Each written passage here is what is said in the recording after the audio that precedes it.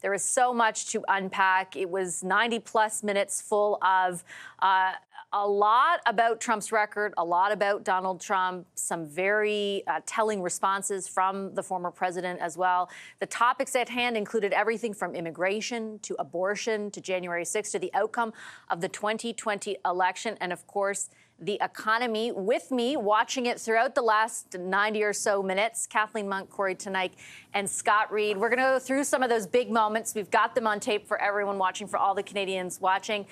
Scott, we were talking going into this about what Kamala Harris needed to do. Was this a debate you thought you'd be talking about 90 minutes later?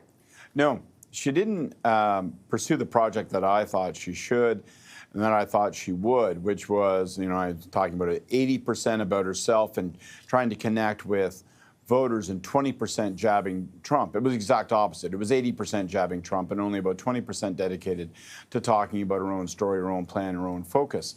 But that being said, man, that 80%, she laid it on him. He took a beating. He was like a giant orange tuna. He snapped at every bit of bait she put out there. And he was incoherent and angry and weaving all over the place. And to me, I'm left with this fundamental question.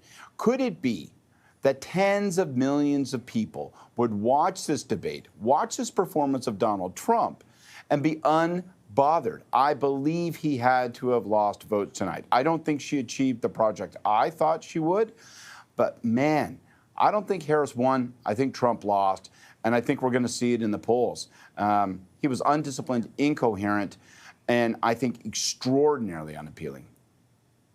It was certainly a reminder what I think millions of people have become agnostic to, Kathleen, over the last number of years, right? That we remember when he was president, all the reactions and everything that happened with the 2020 election, but then you sort of get to remove yourself and nobody's watching the rallies. And this was a startling reminder of all of that. But to Scott's point, how much of a difference ultimately do you think that makes going forward, or is that sentiment already baked in? I think it's going to have an impact. I think that it's precise. Sometimes you don't have to win the debate. You just have to make sure your opponent lost. And Trump lost tonight. He was unhinged. Basically, Harris went around the stage setting traps, baited him and belittled him time and time again, mocked him openly. And if this election turns out to be a referendum on Trump, do you like this guy? Do you want to go back to these years between 2016 and 2020? I think the voters are going to say no.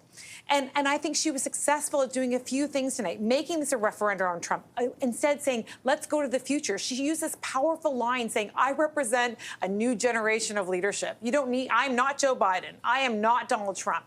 Come with me into the future is basically what she was saying.